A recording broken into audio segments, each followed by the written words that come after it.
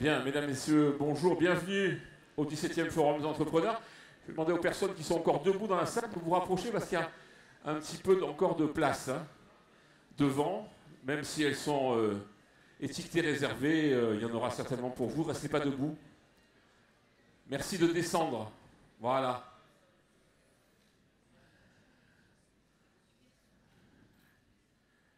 Il est là.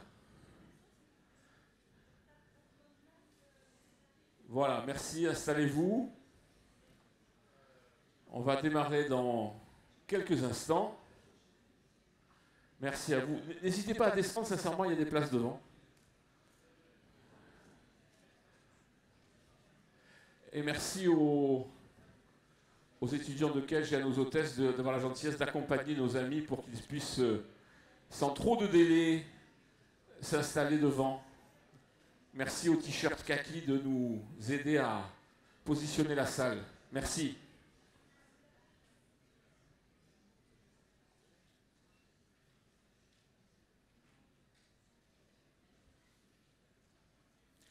Bien, mesdames, messieurs, bonsoir, ou bonjour encore. Bienvenue à ce 17e Forum des entrepreneurs, sans dessus-dessous.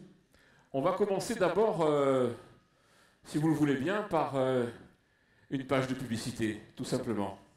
Merci à la Banque Populaire. Regarde un petit film.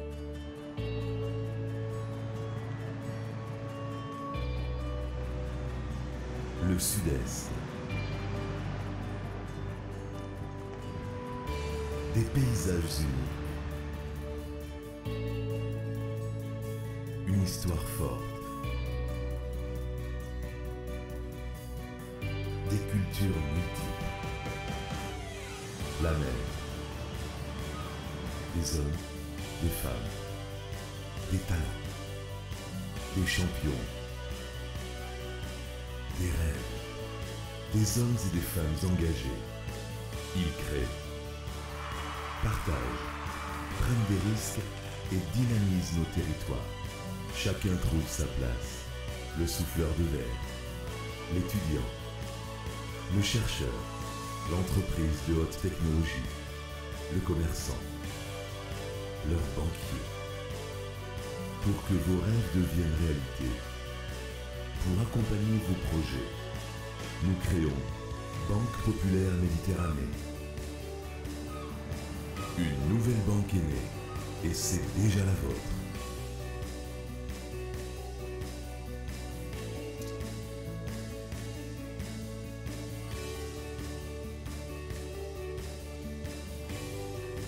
Voilà, on en profite pour remercier tous nos partenaires, tous nos sponsors. Vous les voyez, ils sont là. Merci à eux. Ce ne serait pas possible, effectivement, de rendre possible cette manifestation sans eux. Merci. Et on va tout de suite accueillir l'homme qui nous reçoit ici depuis déjà quelques années dans cette grande et belle école. Je vous demande d'applaudir Monsieur François Pierson, le président de Kedge.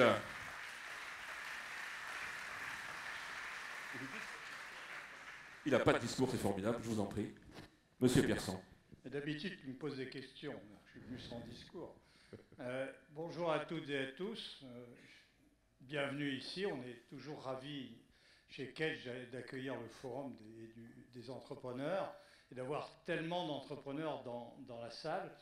Nos étudiants sont aussi ravis parce que c'est à vous qu'ils veulent ressembler. On dit maintenant que majoritairement, les étudiants de nos écoles, ce qu'ils ont envie de devenir, c'est entrepreneurs. Et je crois que c'est formidable pour la France, en tout cas. Bienvenue à vous toutes et à vous tous. Monsieur le Président, bienvenue. Madame Cynthia Fleury, bienvenue. Je ne vais pas mobiliser la parole parce qu'on est impatient de vous entendre, Monsieur le Président aussi. Je voudrais dire juste deux choses, puisqu'on est à quelques jours de la rentrée qui vient de se faire dans l'école. On a fait une très belle rentrée. Une très belle rentrée pour nous, c'est d'accueillir plus d'étudiants cette année que l'année précédente. Voilà, ça c'est une très belle rentrée. On a fait une belle année aussi. Alors c'est un peu casse-pied de toujours dire du bien de soi, mais c'est vrai, je parle de l'école là, bien sûr. Mais si vous avez quelques minutes, je pourrais aussi dire du bien de moi. Hein. On n'est jamais mieux servi par soi-même. Au passage. Mais j'éviterai quand même. Je voudrais juste vous dire en complément, pas en complément d'ailleurs, en principal, qu'on a fait une belle année. On a vraiment, il fait une belle année au point de vue de chiffre d'affaires. En 10 ans, on a multiplié le chiffre d'affaires par 6, c'est pas mal. On a multiplié les résultats aussi. Et puis, on a eu la triple accréditation cette année pour 5 ans. C'est la première fois que l'école l'a. Cette triple accréditation, c'est formellement réaccroché en Chine, ouvert des nouveaux établissements de partenariat avec des universités chinoises. On a fait notre première année à Dakar, ou à l'international. Voilà, très belle année, une année animée, sympathique, avec aussi 2 autres événements. D'abord, moi, je parlerai de mon dernier. On a Thomas Fröhlicher, notre directeur, qui a fait 3 ans avec nous, a décidé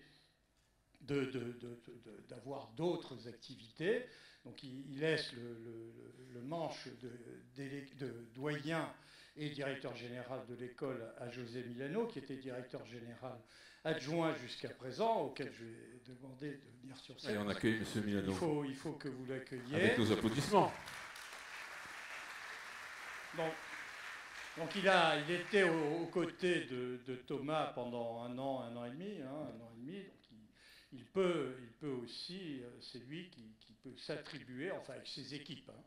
On ne fait rien sans les équipes, les bons résultats de Kedge. La dernière chose que je veux vous dire, c'est que moi je fais ma dernière année de mandat, donc c'est pas que je vais faire encore un an de mandat, c'est que je m'arrête là comme président, en tout cas. Je vais passer la main à un nouveau président, à Stanislas de Besman, qui est président d'une société informatique, DevoTeam, c'est le protocole qu'on a signé avec l'école de Bordeaux quand on a fusionné avec les chambres de commerce de Bordeaux. Au bout de 5 ans, on change de management et je trouve ça très bien. Comme ça, moi, je n'ai pas été enclin à me poser la question, est-ce que je reste encore ou pas? Ouais, j'ai encore des trucs à faire. Non, je m'en vais parce que c'est marqué dans les textes et je ne ferai pas... je ferai pas la suite, quoi. C'est dommage pour moi. Enfin, donc, je m'en vais. Je suis content de passer le relais à quelqu'un de jeune, d'enthousiaste. Bon, il n'est pas là, malheureusement, aujourd'hui, mais vous aurez l'occasion de le voir pendant les 5 ans. Et voilà, donc je m'en vais dans quelques jours. Ça ne va pas vous faire pleurer, mais je vais passer la parole... D'abord, ovation pour M. François Pierson. Non. Et pour son engagement dans cette école qu'il a, je vous le rappelle, posé à un rang national. Les classements n'ont pas cessé de grimper, M. Pierson. On va nous en parler, M. Milano. Mais, non, mais bien sûr, parce que, en fait, président, c'est président du conseil d'administration. Ceux qui bossent, c'est eux. C'est partout comme ça, rassurez-vous. Oui, les présidents, il y en a un autre qui va nous raconter ce que c'est qu'un président. Donc, voilà, donc... José, Monsieur Milano, tu as le droit à quelques mots. Voilà. Mais très volontiers. Bienvenue dans cette maison des entrepreneurs. Notre fierté, c'est de servir les territoires, c'est de former la plus belle chose qui existe, c'est-à-dire former la vie humaine, c'est-à-dire laisser à chaque destin individuel la possibilité de grandir, mais accompagner avec ce qu'on essaie de faire de mieux. Donc on le fait en France, on le fait à l'étranger. C'est vrai qu'on progresse avec un degré d'exigence important. Nos équipes sont vraiment à la disposition des entreprises de toute taille, de tout secteur d'activité. Et nous, ce qu'on cherche, c'est absolument cette connexion avec vous. C'est le cas aujourd'hui, mais pensez à nous si vous avez des problématiques de formation tout au long de l'année, parce que c'est ça notre vocation et c'est ça le plaisir de servir Marseille et sa région, aussi Bordeaux bien sûr. Mais Marseille, il y a effectivement, du fait de François, de l'histoire de Romain puis de Kedge, quelque chose de très particulier dans notre ADN qui est lié à ce territoire et donc aux entreprises que vous dirigez. Bienvenue à tous. Merci beaucoup à tous les deux. Monsieur. Merci beaucoup. Le sens, sans dessus-dessous. Comment décrypter et qui pourrait décrypter d'abord ce message avec une vision d'entrepreneur? Évidemment, c'est le président du PE13. Je vous demande d'accueillir Monsieur Johan Bensibenga.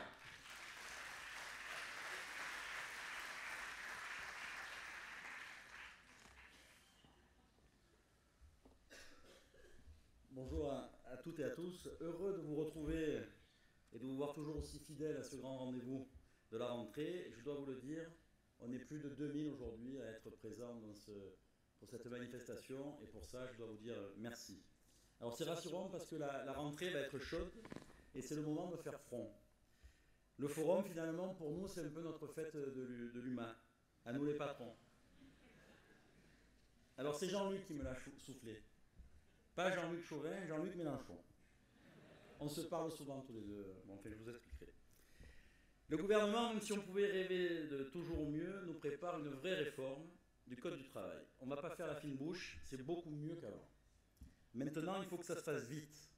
Tout cela a du sens, ça tombe bien, c'est le thème de notre forum. Du sens, on doit en donner à nos vies, à nos entreprises, à notre société. Donner du sens à son entreprise, c'est inventer demain.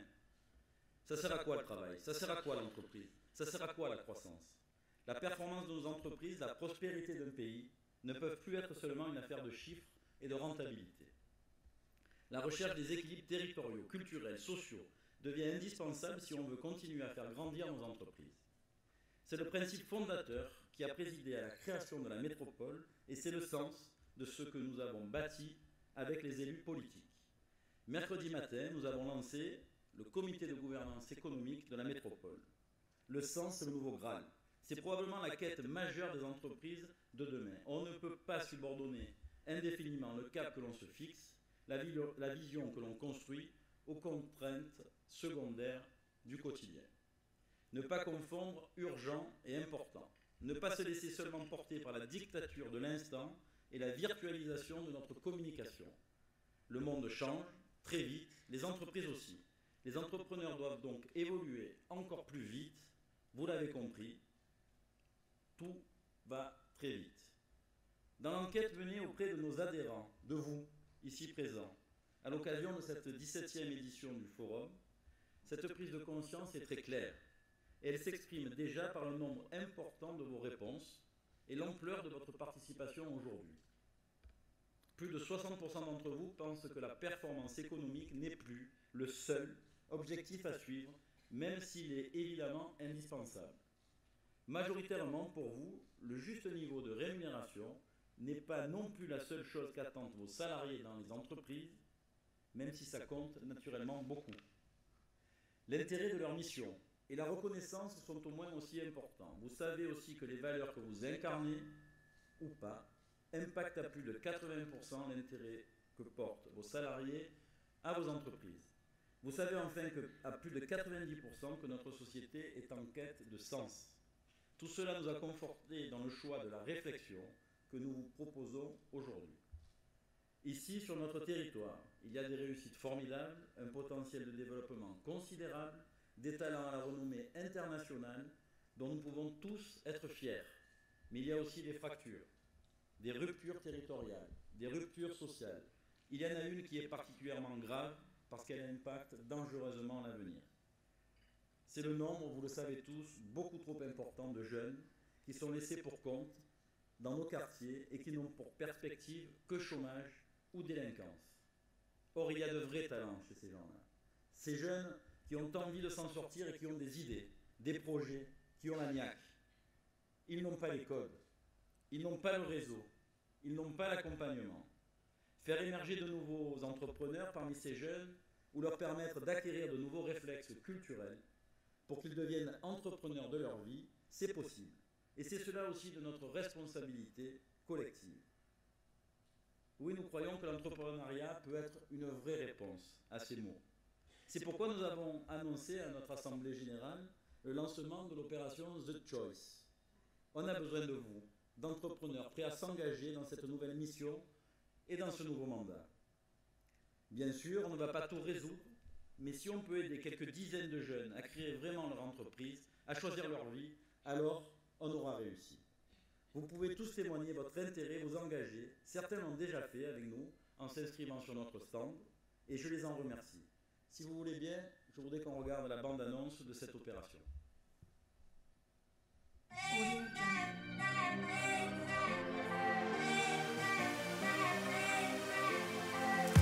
Tu as entre 18 et 30 ans, pas besoin de CV, pas besoin de diplôme. Ton rêve, monter ta propre boîte. Tu as un projet, tu as une idée, mais tu n'as pas les outils pour les réaliser. Des coachs professionnels, des chefs d'entreprise, artistes, experts seront à tes côtés. Notre engagement, accompagner, guider, apporter des solutions de financement, mettre à disposition notre réseau pour révéler le chef d'entreprise qui est en toi. Peu importe ton groupe, les sélections seront à l'aveugle. L'important, c'est la qualité de ton projet, ta détermination et ton envie d'entreprendre.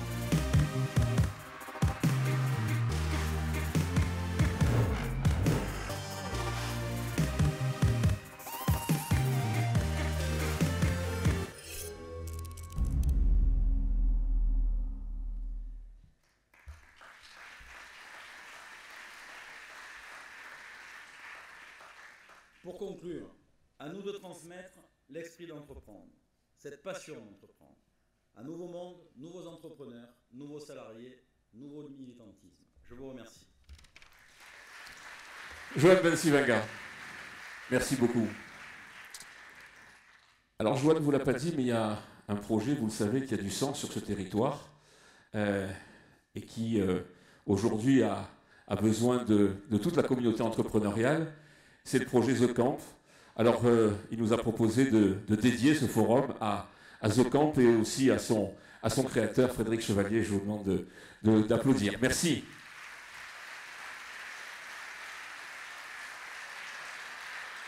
Alors, savoir pourquoi on fait les choses, effectivement, savoir pourquoi on se lève le matin, savoir vraiment donner un sens à sa vie, ne pas confondre urgent important. Joanne a dressé effectivement le décor de cet après-midi. Alors, justement, cet après-midi, on va innover un petit peu pour ceux qui nous suivent régulièrement. Cette année, on a décidé de faire non pas un face-à-face, parce que ce n'est pas trop le sujet, mais plutôt une confrontation, un échange entre deux grandes personnalités qui ont peut-être d'ailleurs une vision du monde pas si éloignée l'une de l'autre, mais certainement leurs regards sont différents. Alors évidemment, on va peut-être avoir une démonstration de la sagesse du philosophe, de la philosophe et puis du pragmatisme du patron, à moins peut-être que ce soit l'inverse, on ne sait jamais. Et on va évidemment les accueillir tout de suite. Je vous disais, ça va certainement peut-être, vous allez le voir, vous étonner. La philosophe, elle est enseignante. Elle est philosophe, bien sûr, philosophie politique, elle est psychanalyste aussi. Elle est professeure à l'American University of Paris, elle enseigne à Polytechnique, à Sciences Po, elle est chercheure au CNRS, elle a présidé aussi Europa Nova, c'est une ONG qui a organisé les premiers états généraux de l'Europe. Elle vient d'être nommée, je crois assez récemment, au Conseil national d'éthique, et puis elle est cofondatrice des femmes philosophes de l'UNESCO. On a eu le plaisir de la recevoir déjà à ce forum d'entrepreneurs. D'ailleurs, elle a inspiré très très directement la thématique du forum de 2014. On l'avait appelé, vous vous en souvenez, du courage. Et c'est son livre, effectivement, On a besoin de courage, ou La fin du courage, qui nous avait inspiré. Je vous demande d'accueillir Madame Cynthia Fleury.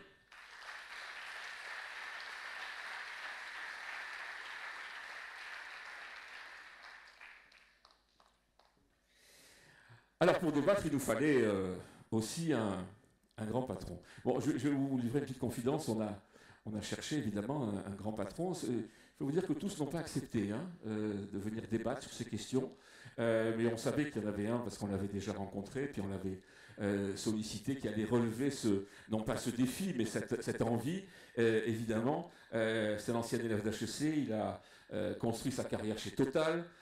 Chez Saint-Gobain, il a présidé le groupe Péchinet. Depuis 2012, il préside le groupe Michelin. En 2016, le résultat net du groupe a été monté de 43% à 1,7 milliard.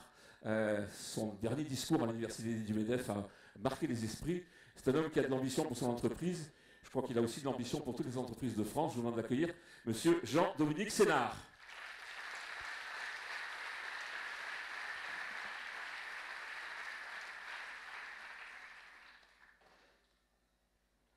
Alors merci à tous les deux. Alors ce qu'on va essayer de faire, parce que vous avez, le thème est quand même très, très vaste, pour essayer de ne pas se perdre, on va tout simplement cheminer dans la logique des ateliers auxquels vous avez certainement en grande partie ce matin assisté.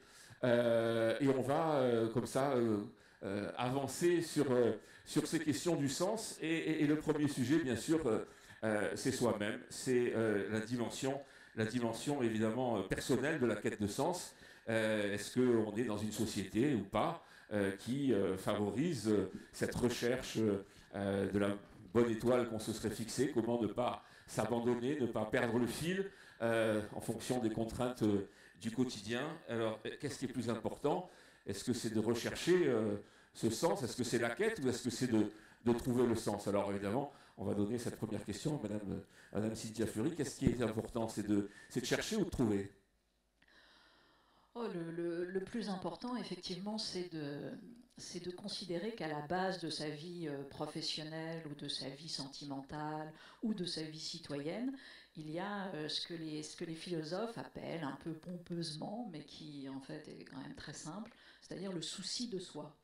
Le souci de soi, c'est tout simplement ce qui vient nous permettre de construire, voilà, un principe d'individuation, et on mélange souvent l'individuation avec l'individualisme.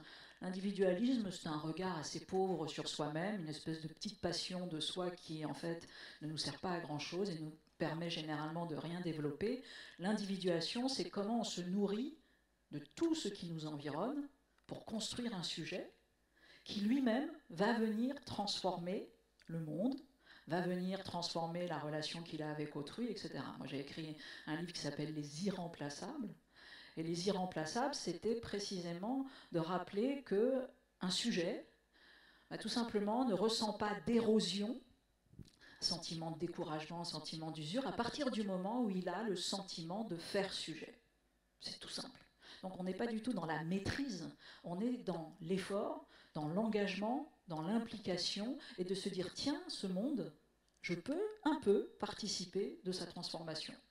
C'est quelque part aussi comprendre ce qu'on fait, donner du sens, c'est ne pas, c'est des fois savoir se poser, savoir faire le point, faire le bilan, pas de se renier non plus, pas accepter. Est-ce qu'on est dans une société où on peut encore dire non aujourd'hui? Il faut de toute façon, d'abord parce que dire non, c'est voilà, la base d'une relation saine. Dire oui, dire non.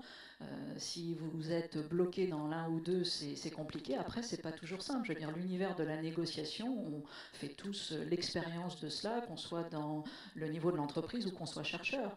Si je prends mon simple exemple, non pas pour parler de moi, mais pour raconter ce qu'un enseignant-chercheur aussi rencontre comme type d'aménagement de soi-même, je suis issu du territoire de la métaphysique, de l'ontologie. J'ai fait une thèse sur l'imagination créatrice. Voilà, très bien. Et quand j'ai voulu tout simplement devenir un enseignant-chercheur, la réalité des postes où l'enseignant doit enseigner l'imagination créatrice, il n'y en a pas beaucoup. Ah ben, il n'y en a pas, donc c'est plus simple. Voilà. Donc la négociation, si vous voulez, est partie très tôt, me concernant. Et donc, je me rappelle très très bien la première réflexion de mon directeur de laboratoire. J'étais rattachée à un laboratoire CNRS sur la philosophie contemporaine et il m'a dit, écoutez, c'est très très bien là, ce que vous faites, c'est passionnant. C'est très simple, si vous voulez rester avec nous, il va falloir vous rattacher au monde contemporain. Et je pense que c'était à la fois dit de manière un peu rapide, etc., mais que ça voulait dire aussi qu'aujourd'hui, nous tous, nous avons toujours cette obligation à un moment donné de faire lien avec l'univers de contraintes qui nous environne. Tout l'enjeu, c'est bien évidemment de ne pas perdre sa vocation, son âme et ses valeurs. Alors, Jean-Dominique Sénard, est-ce qu'effectivement, quand on a un objectif en tant qu'homme, bien évidemment très, j'allais dire, impliqué et dans la gestion et la présidence d'une entreprise, justement, donner un sens à sa vie, ça peut se résumer à quoi? Large question, hein? Oui, pas une question facile. Bon, écoutez, je ne suis pas certain que, même si on avance en âge, on soit totalement sûr du sens qu'on a donné à sa vie. Je veux être humble de ce côté-là parce qu'on peut se rendre compte, ça a été mon cas en tous les cas, que pour du temps, les choses ont un peu évolué. Est-ce qu'on est toujours en quête ou est-ce qu'on a trouvé? Je me demande si on est malgré tout pas toujours en quête. Mais il y a un certain nombre de certitudes qui, me semble-t-il, s'affirment avec le temps. Et si je devais résumer la réponse, pour moi, le temps passant, avec les différentes expériences que j'ai pu avoir, à la fin, je me dis, si ma vie a un sens, d'une certaine manière, c'est de servir. Je ne dis pas ça pour des raisons de circonstances, mais je dis ça parce que le temps a fait qu'on passe à travers des des joies, des épreuves, etc., dans la vie professionnelle comme la vie privée. Mais on s'aperçoit qu'à la fin, on est une personne au milieu d'un ensemble qui vous environne et dont il ne peut absolument pas faire abstraction. Et je crois qu'on est toujours marqué par plusieurs choses. D'abord par l'éducation qu'on reçoit de ses parents. Alors moi j'ai eu beaucoup de chance, j'ai des parents extraordinaires. Mon père a 98 ans cette année, il est toujours là, à bon pied bon oeil. Il m'a transmis des valeurs extrêmement fortes. Il était diplomate de profession et le sens du devoir est quelque chose qu'il a passé beaucoup de temps à me mettre dans le crâne. Ça vous marque toujours. Et puis quand vous avez un exemple de ce genre, vous êtes tenté de le suivre. Et puis aussi, dans certains moments difficiles de la vie d'entreprise, et Dieu sait si vous ici, dans cette salle, vous en connaissez, on en connaît, vous vous révélez un peu vous-même. Il y a un moment, vous êtes face à des situations où, sous les que je vous dise, vous finissez par être nature, parce que sinon, ça finit par se voir. Et je crois que, dans le cas particulier qui me concerne, j'ai eu un moment de ma vie, c'est un tournant, je crois, un moment, où je me suis retrouvé dans une situation assez inextricable, consistant à être président d'une société sous le joug d'une OPA hostile d'un groupe nord-américain.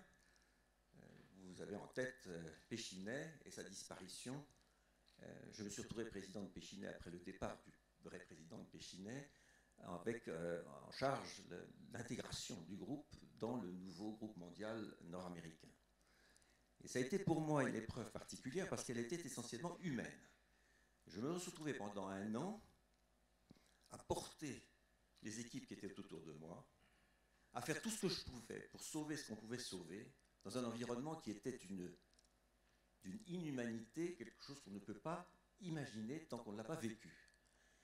Alors vous me direz, on a tous des épreuves plus compliquées que ça, etc. Mais ça m'a marqué profondément. Et pendant un an, je me suis mis à me contraindre moi-même, et c'était devenu naturel de ne jamais franchir la ligne jaune de mes convictions.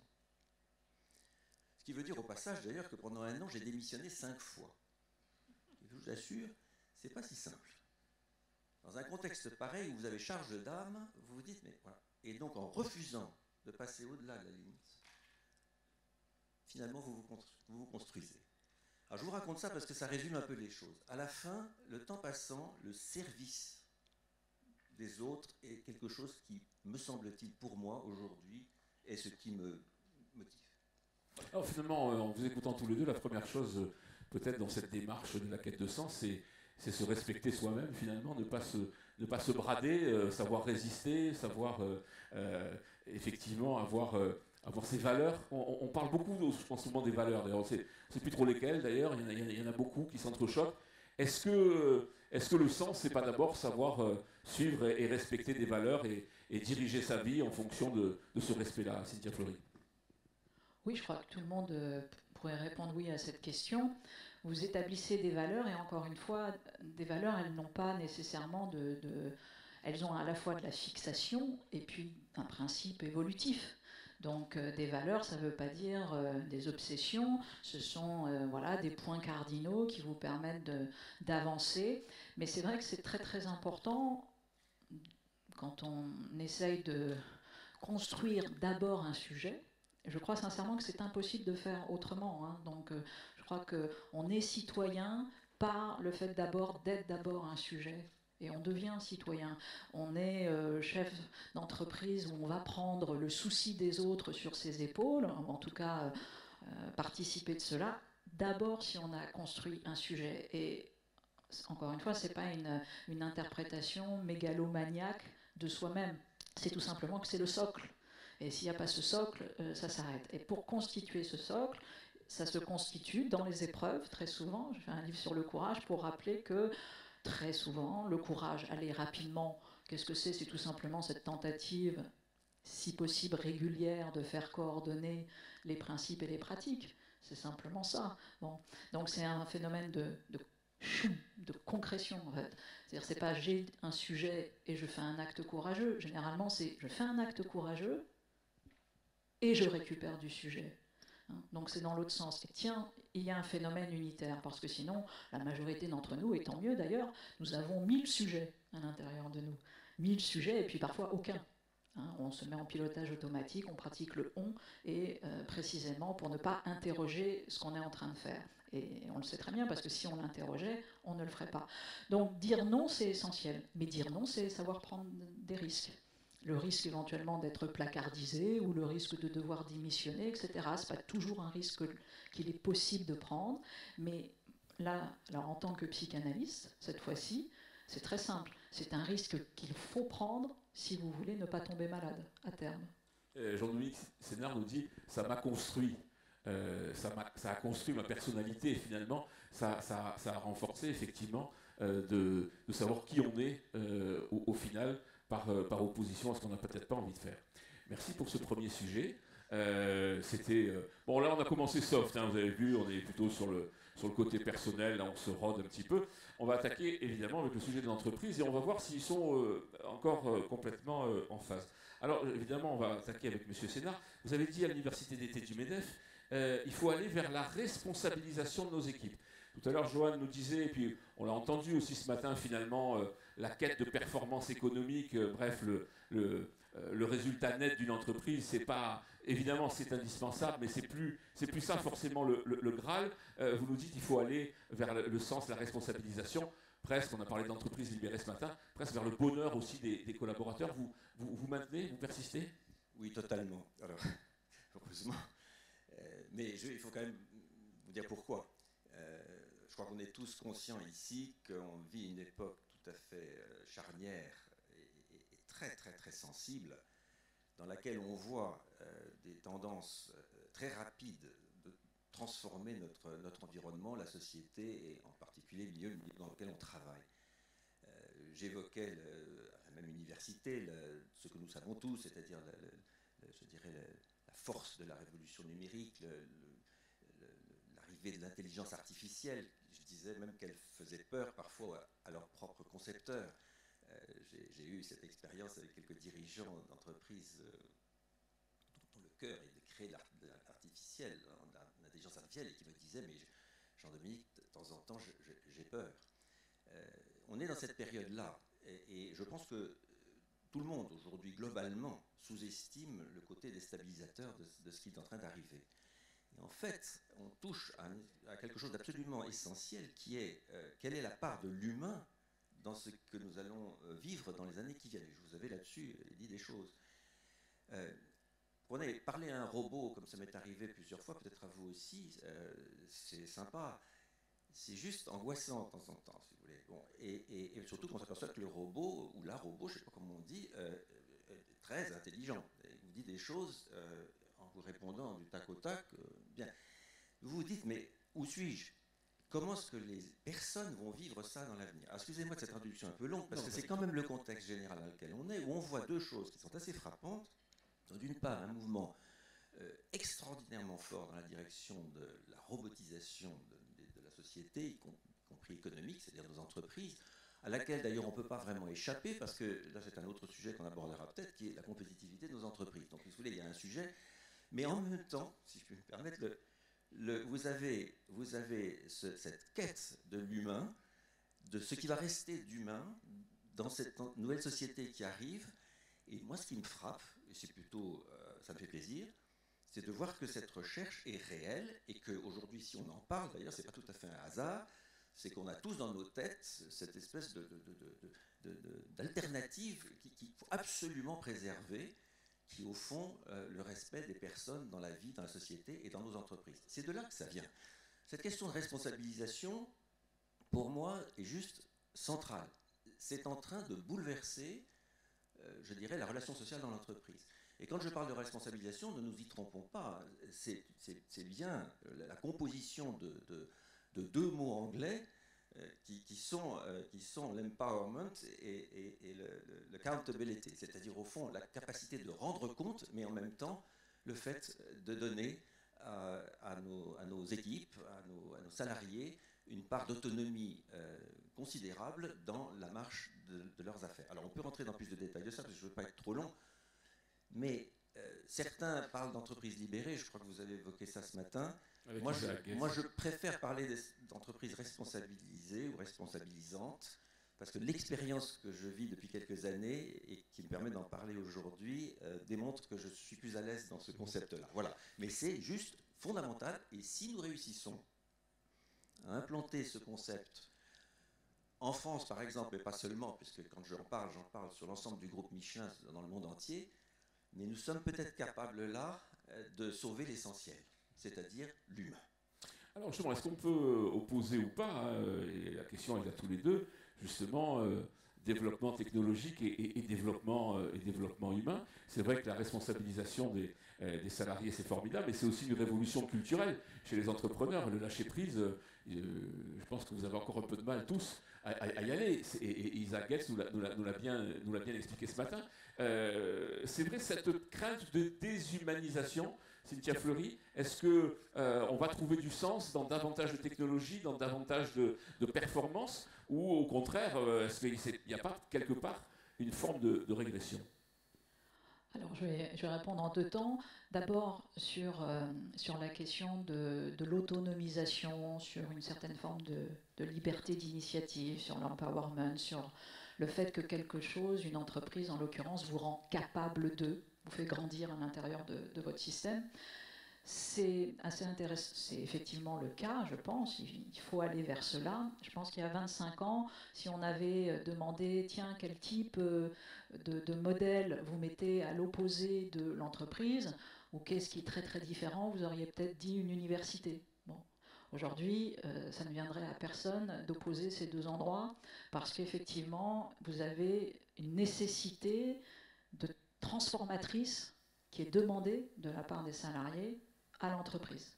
C'est-à-dire d'arriver et de ne plus être le même, pas simplement dans sa compétence, mais dans le rapport qu'il a à sa vie, parce que très souvent, ils vont rencontrer un travail associatif grâce à l'entreprise, ils vont s'engager dans la fondation de l'entreprise, ils vont faire des choses, ils vont faire un parcours. C'est fini, enfin je pense, le côté corporate simple, c'est pas ça, c'est pas une affiliation, c'est pas une appartenance, c'est un système de loyauté réciproque.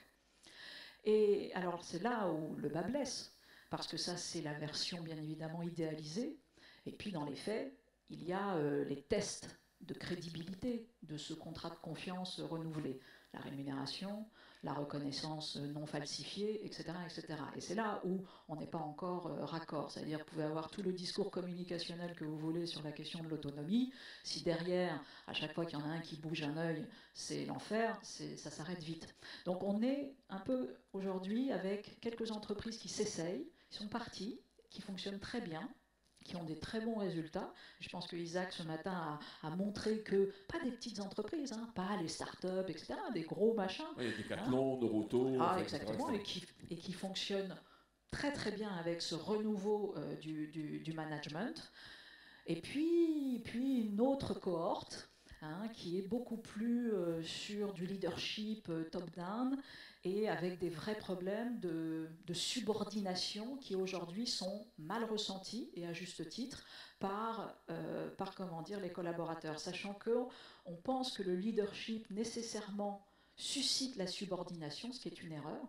Moi, j'exerce à l'intérieur de la chaire que je dirige un leadership, très clairement, j'en suis titulaire, et il y a une vision qui est portée par son titulaire. En aucun cas, ceux qui sont avec moi, que ce soit les professeurs, l'éditorialiste, etc., sont mes subordonnés. En aucun cas.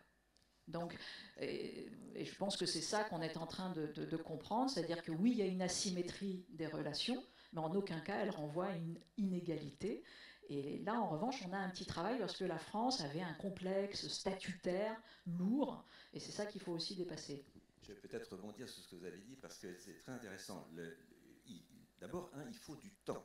Ce n'est pas quelque chose qui se décrète et puis on dit, tiens, on va responsabiliser l'entreprise. Enfin, l'expérience que je connais, moi, depuis 12 ans maintenant, c'est une expérience qui a pris énormément de temps avec des échecs, des retours, énormément de formation et forcément une forme de révolution culturelle. Et quand je dis ça, je ne parle pas de changement de valeur, comprenons-nous bien. Les valeurs sont une chose, mais la culture en est une autre. Et de fait, il a fallu, pour l'exemple que je connais bien, parlons de Michelin, véritablement provoquer une forme de révolution culturelle en interne, parce que naturellement, ce genre d'autonomie, ce genre de principe de subsidiarité, cette mise en œuvre dans les usines, etc., tout ce qu'on a pu faire nécessite qu'il y compris les cadres, les dirigeants, les managers, changent fondamentalement d'état d'esprit.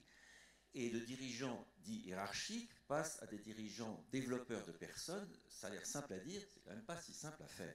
Et donc il faut beaucoup de temps. Ça, c'est la première chose. La seconde, c'est que je pense qu'on a une opportunité formidable qui vient du problème qu'on a évoqué tout à l'heure. On entend quand même beaucoup dire, et vous en avez parlé je crois ce matin, j'imagine, de cette question du court terme, de l'angoisse du court terme, de la pression que l'on peut avoir, etc. Alors, je peux autant vous dire que je comprends ça, d'autant plus que je le vis franchement au quotidien, surtout quand on est un groupe coté au niveau international. Vous n'imaginez pas, enfin certains savent, parce que la pression qu'on ressent au quotidien sur l'évolution de la performance, des résultats, etc. etc. Mais vous n'imaginez pas, c'est extrêmement lourd et c'est parfois franchement pénible.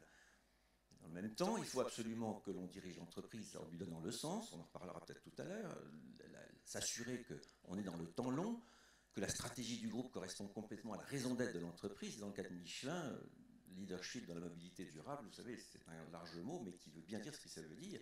Et aucune stratégie du groupe aujourd'hui ne dévierait de cet élément de raison d'être. Mais le rôle du patron, en l'occurrence, c'est d'assurer les deux. C'est parfois un grand écart. Voilà. Mais justement, parce que cette pression est particulièrement forte, même dans les groupes non cotés, on a eu ces phénomènes de tension, de contrôle, de hiérarchie, etc. Ça vient de là, c'est de la crainte du court terme. Qu'est-ce qui se passe dans l'entreprise? Comment est-ce que je dois savoir? Et la culture de contrôle, on l'a connue chez Michelin aussi. Elle a fait quelques dégâts. Mais on peut comprendre d'où elle vient. Et là, on touche à une forme de capitalisme, et c'est une vraie question, parce que c'est une question mondiale, et qu'on ne pourra pas nous la traiter tout seul en France, mais une question de capitalisme au sens large, qui est que si on continue à laisser un capitalisme très débridé se développer, on aura beaucoup de difficultés à développer ce type de modèle responsabilisant. Il faut un peu de courage, pour prendre votre expression, du temps et tenir bon. Mais vraiment, ça en vaut la peine. Parce que quand je vois ce qui se passe chez nous aujourd'hui et que vraiment, ça se mesure, enfin, on le voit, on parle du bien-être au travail, on ne va pas dire que tout est rose, c'est impossible, ça n'existe pas, c'est pas vrai. Mais on voit les évolutions. Et les évolutions, elles sont extraordinairement positives. Et on se dit, bah, au fond, on ne reviendra jamais en arrière. Voilà. Et si, par ce biais, on arrive à remettre la personne en tant que responsable, et d'ailleurs il y a un lien très direct entre la notion de personne et de responsabilité, c'est totalement confondu. Si on peut mettre la personne enfin au centre du dispositif, on aura tout gagné. Parce que la performance à court terme, elle viendra quand même, mais on l'aura prise non pas par le système d'autorité, mais par le système, j'allais dire, venant des équipes elles-mêmes. Je crois beaucoup à ça, je suis extraordinairement sensible à ce qui se passe en ce moment, et je veux dire, je ferai tout ce que je pourrais pour essayer de développer. Alors, justement, toujours sur ce thème de l'entreprise, Cynthia Fleury, on a senti qu'il y a ce travail de réflexion, cette bagarre entre le court terme et le long terme. En même temps, est-ce que l'entreprise, c'est pas alors la dernière, je ne sais pas, mais une cellule sociale finalement où il y a des repères, je ne veux pas dire qu'ils sont simples, mais enfin qui existent, c'est la culture du résultat, on parlait de valeur tout à l'heure, c'est l'esprit de contrat, c'est l'innovation. Est-ce que finalement, l'entreprise aujourd'hui, ça peut être un outil vraiment où les individus peuvent non seulement se réaliser, mais être en repère, entre guillemets, à la fois se protéger et se réaliser? La réponse est oui. La réponse est oui, et on a, encore une fois, des entreprises qui font ce travail. Ils font ce travail d'être des modèles qui ne sont pas du tout marginaux, qui sont un peu alternatifs par rapport, effectivement, aux standards, mais qui réfléchissent sur une responsabilisation sociale, environnementale, qui considèrent que, par exemple, la question des aidants, qu'une grande partie de leurs salariés aujourd'hui sont des aidants, c'est-à-dire qu'ils ont à gérer un parent Alzheimer, un parent Parkinson, que sais-je, un enfant autiste, et pour lesquels le travail est une source, une ressource, c'est-à-dire que comme la famille d'une certaine manière s'écroule, là où ils se ressourcent, c'est aussi dans le travail. Donc si à un moment donné l'entreprise leur casse systématiquement la tête pour des raisons de non-aménagement du temps de travail, de ceci, de cela, ça n'aide pas. Alors que généralement, quand on traverse ce type de vulnérabilité, on développe aussi quantité de compétences. Donc Là, si elle fait ce travail-là, au contraire, elle est, je dirais, une cellule totalement progressiste. Si vous voulez, la majorité de notre temps, nous le passons dans une organisation collective. Donc à partir de ce moment-là, que ce soit en termes de formation continue, que ce soit en termes d'aménagement des temps, que ce soit en termes de relations avec la mondialisation, nous voyageons la majorité du temps par le biais du travail. Donc tout ça fait que vous avez une entreprise qui est au cœur d'un système. En revanche, voilà, on ne va pas se voiler la face, la compétitivité est un critère. Je ne suis pas sûre que ce soit une valeur, mais c'est un critère. Et à ce moment-là, en revanche, il faut à un moment donné se demander jusqu'où.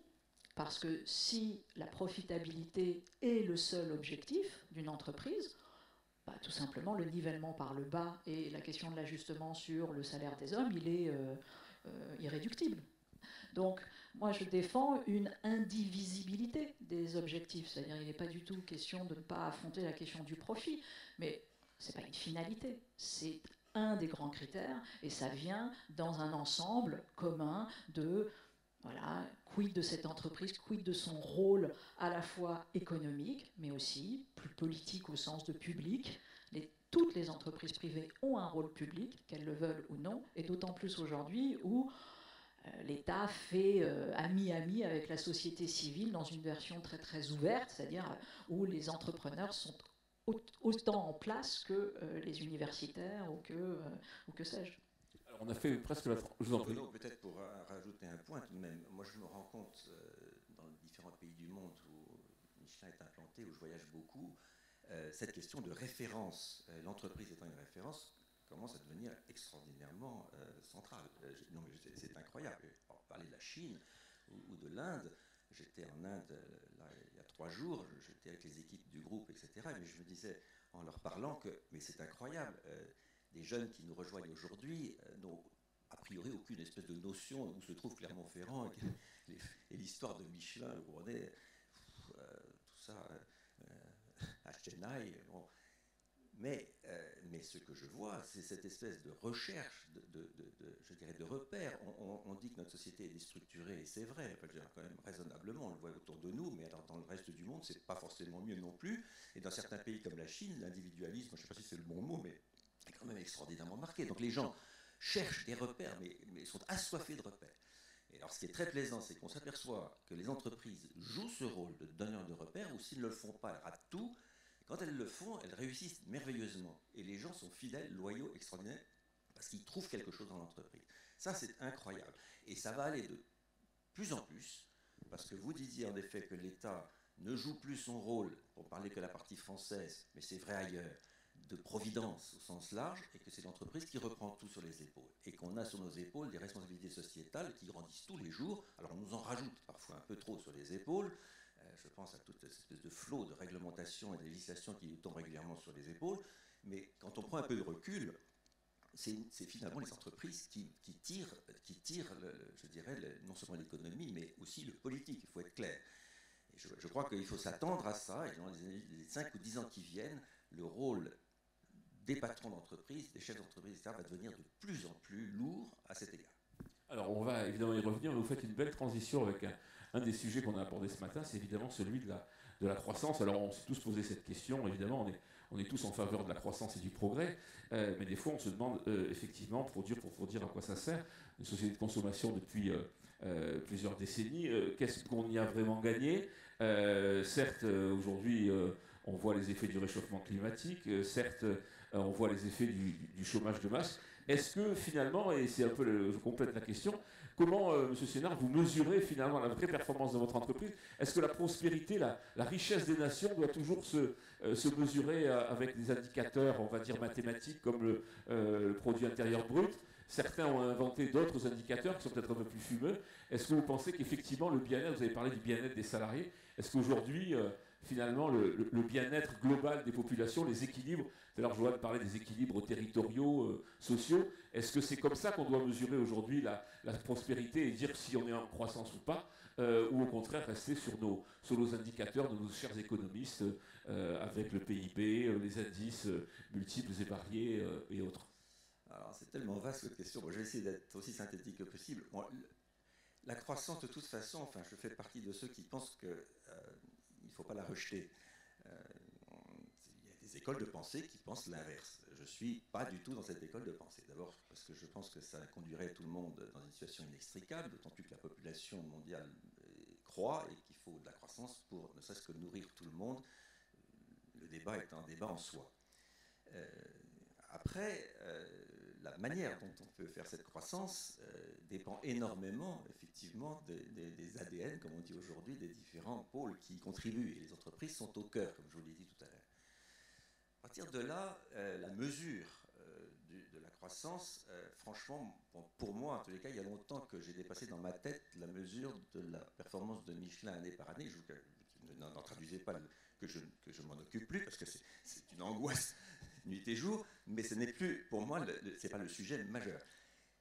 Mesurer ce que vous appelez le bien-être au travail, etc., est très difficile, et très honnêtement, vous parlez d'indicateurs un peu fumeux. Pour l'instant, très honnêtement, je ne suis pas convaincu parce que je lis ça et là, parce que l'objectivité de la mesure du produit national brut ou du bonheur national brut, etc., franchement, on planche encore dessus sans avoir vraiment trouvé la clé. Là, je crois que, très honnêtement, pour s'en sortir, il faut rester au niveau micro, c'est-à-dire dans chaque entreprise, on peut le mesurer.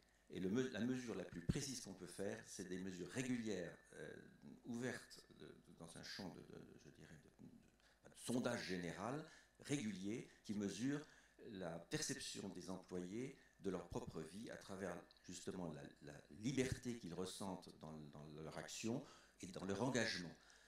Et je vous assure, on pourrait croire que les gens répondent avec un peu de prudence parce que c'est un sondage, etc. Ils se disent est-ce que ça va être anonyme, est-ce qu'on va penser, etc. La réalité, c'est que maintenant les gens sont incroyablement ouverts et transparents et disent ce qu'ils pensent. Et là, vous avez une mesure, l'engagement des personnes, au sens qui ressentent non seulement comme fierté d'être dans l'entreprise, mais par le fait que quand ils se lèvent le matin, ils sont contents d'aller bosser parce que finalement, ils savent pourquoi ils travaillent. La façon dont ils sont traités et la question du traitement du personnel dans l'entreprise est absolument centrale. Tout ceci se mesure très bien. Pour ma part, pour l'instant, n'ayant pas trouvé mieux, je m'en tiens là. Alors, effectivement, on comprend bien qu'il y a une recherche de nouveaux équilibres, de nouveaux paramètres. Un mot, et après je poserai une question très franche à M. Sénat. Un mot sur le contrat social moral, en disant, bon, ben, on sait qu'on a quand même des principes, c'est qu'une entreprise qui marche, ben, à un moment donné, évidemment, il y a une forme de redistribution sur son environnement, etc.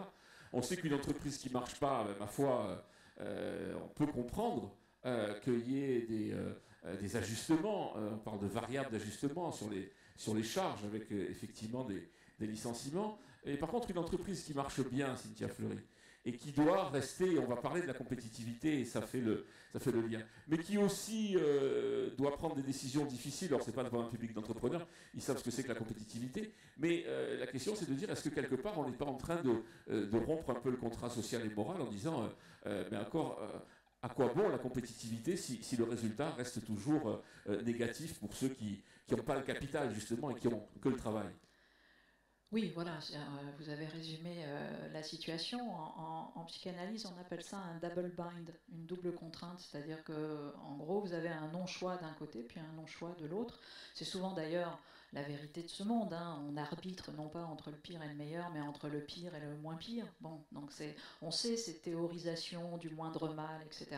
Mais ça, c'est un fait, et puis il y a ce qu'on construit comme modèle. Il y a le fait de s'en satisfaire, et puis il y a le fait de considérer que précisément il ne faut pas aller vers plus de cela.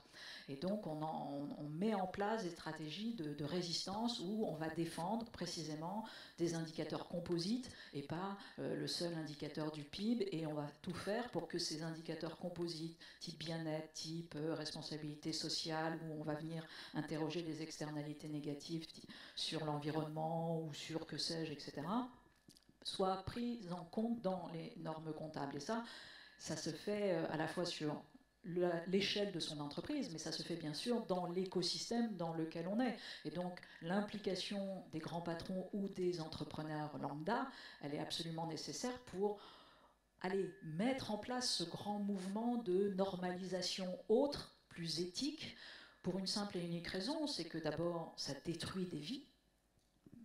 voilà, de ceux qui n'ont effectivement que leur travail et qui n'ont que ce destin d'être remplaçables et de devoir à chaque fois baisser les yeux par rapport à une nouvelle situation.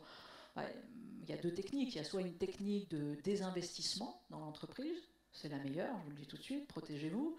Donc c'est genre j'y vais mais je ne travaille pas. Voilà. Bon, donc stratégie de résistance de base à, hélas, des primes, burn-out, érosion de soi, etc., passage à l'acte contre soi-même ou passage à l'acte contre autrui, on l'a vu déjà sur des entreprises, des gens qui mettent en danger la vie des autres avec la leur, une espèce d'attentat kamikaze dans des usines, enfin des choses qui vont très très très loin. Pourquoi ? Parce que tout simplement, la vie d'une famille, c'est quelque chose qui est bien évidemment terrible. Et on voit aujourd'hui qu'on a une France qui est quasiment stratifiée, c'est-à-dire qu'il y a une espèce, je ne sais pas si vous avez lu, c'était là l'entretien qu'a donné Todd, alors je ne suis pas une grande fan de Todd, mais en l'occurrence, il a souvent des intuitions qui ne sont pas inintéressantes.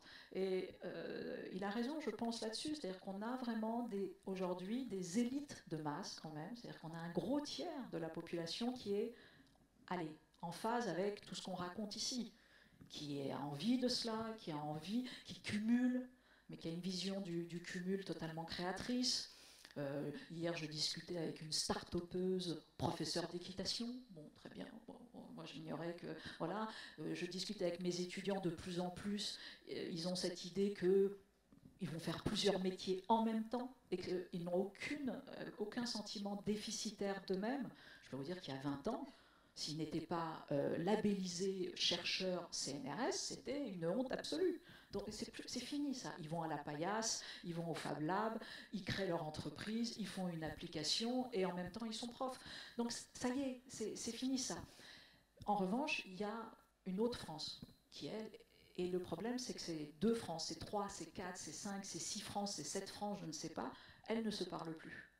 Et alors qu'on avait encore un phénomène de passe-muraille entre certains. Et donc c'est cette fossilisation qui est quand même profondément dangereuse. Donc la croissance, moi je ne sais pas, je n'ai pas de religion sur la croissance. Je crois à une seule chose, c'est que notre enjeu c'est de créer les conditions éthiques de cette croissance et au minimum que cette croissance elle soit réciproque et elle soit vérifiable dans la vie des personnes, dans leur existence.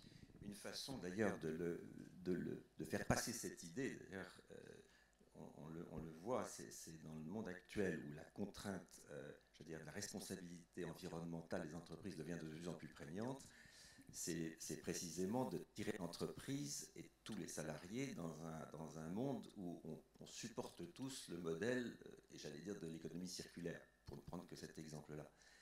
Alors nous, chez Michelin, on est plongé dedans depuis qu'on est né, c'est-à-dire que ça fait 125 ans que ça dure. Aujourd'hui, ça apparaît un petit peu plus clairement parce que l'urgence est assez significative. Ce sont des modèles qui permettent de déconnecter la croissance qui, elle, doit continuer absolument de la manière dont on exploite les matières premières dans le monde. Il s'agit de grandir, mais sans exploiter au-delà du renouvellement possible de ces matières premières. C'est-à-dire qu'il y a une vraie déconnexion entre la croissance qui doit être réelle et la façon dont on exploite les ressources générales. Ça, quand vous vivez ça, et à travers les produits que vous produisez, vous rendez compte que vos équipes sont conscientes qu'il y a un lien entre ça et ce qu'ils font, vous transformez l'atmosphère dans l'entreprise. Je pense que là aussi, ce sont des réponses micro, mais aujourd'hui, c'est quand même ce qui nous sortira d'affaire. Et là, il y a une véritable expression d'une raison d'être qui peut tirer le bonheur professionnel. Maintenant, quant à la rupture que vous évoquez, je crois qu'il faut la reconnaître, parce que si on ne la reconnaît pas, on est complètement hors sol. Et là, vous évoquez un sujet qui n'est pas que français d'ailleurs, hein, il se trouve partout dans le monde. Enfin, il est assez français aussi quand même, et on en connaît tous l'actualité. Qu'est-ce que vous voulez ? Alors là, comme patron d'entreprise, quand on se retrouve face à ça, la responsabilité, c'est quoi ? Mais c'est de tout faire pour, en effet, favoriser la création d'emplois futurs dans notre pays, pour sortir une grande partie de cette population qui ne parle plus et la ramener dans un environnement qui soit à la fois humain, mais en plus qui les porte. Et là, c'est un vaste problème, un vaste sujet, on pourrait y passer des heures. Et d'ailleurs, ce sujet se tamponne, pardonnez-moi, assez violemment avec la notion de compétitivité que vous avez évoquée tout à l'heure. Je ne sais pas si vous voulez qu'on aborde ce sujet-là, mais en tous les cas, je ressens ce devoir absolu de tout faire pour que les circonstances qui nous environnent tous, chefs d'entreprise, dans les années qui viennent, permettent d'arrêter cette rupture qui existe. Il faut le reconnaître, elle est là. Alors justement, c'est plusieurs fois, vous avez dit à l'université du MEDEF, je vous cite encore, monsieur Sénard, j'essaie de lire les livres de madame Cynthia Fleury, que j'essaie de comprendre, et puis je vous écoute, et j'essaie de faire peut-être le lien. Vous écrivez un livre. Voilà. Quelque part, vous avez dit aussi, les Français ont du mal avec la compétitivité. On parlait des France des France en rupture, qui se regardent sans se comprendre. C'est vrai, on sait les décisions que... Et vous dites, par contre, nous, pour les chefs d'entreprise, c'est une ardente nécessité. On ne va pas expliquer ce que c'est que la compétitivité dans cette salle, mais vous avez été amené à prendre des décisions difficiles, certainement, dans votre entreprise. Et je ne vais pas vous demander de vous justifier là-dessus, parce que tout le monde a compris ici. Mais par contre, il y a des Français qui n'ont pas compris. Comment on essaie d'expliquer? Est-ce qu'il y a un rôle, entre guillemets, de pédagogie indispensable aujourd'hui de la part des chefs d'entreprise? Est-ce que les chefs d'entreprise doivent se transformer en nouveaux professeurs, les nouveaux hussards noirs de la République qui vont expliquer ces nouvelles valeurs-là en disant voilà pourquoi on fait ça, mais comprenez le sens, justement? Non, franchement, je ne pense pas que vous contredirez sur ce point. On a une ardente obligation d'avoir des entreprises compétitives. Je dis souvent, parfois devant des yeux incrédules, il faut reconnaître qu'on n'a encore rien vu de ce qui va nous tomber dessus dans les années qui viennent. Alors je ne cherche pas à nous faire peur, mais parce que vous êtes suffisamment conscient des problèmes pour savoir que quand on voit ce qui se passe aujourd'hui en Inde, quand on voit ce qui se passe en Chine, etc., partout, on est non pas à la fin d'un processus, mais au début d'un processus énorme qui va nous confronter très très vite avec une forme de tsunami de compétitivité dans nous. Encore une fois, mon voyage en Inde la semaine dernière, chaque fois que je reviens de voyage, je suis un peu secoué, mais la dernière fois, j'étais vraiment secoué. Voilà ce qui se passait dans cette croissance incroyable de ce pays, et notamment le nombre d'étudiants, le nombre d'ingénieurs, le nombre la qualité de l'enseignement, etc., et l'ambition de ces continents. Attendez, vous allez voir ce qui va nous arriver dans les années qui viennent. Donc cette histoire de compétitivité, qu'est-ce que je vous dis, il faut qu'on la mette au premier plan.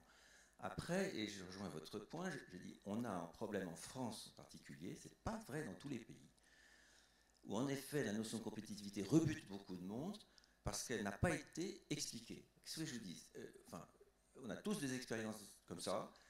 Je pense qu'il y a énormément d'étudiants qui sortent du système scolaire et universitaire sans avoir la moindre idée de ce que c'est qu'une entreprise, tout simplement parce qu'on ne leur a pas appris.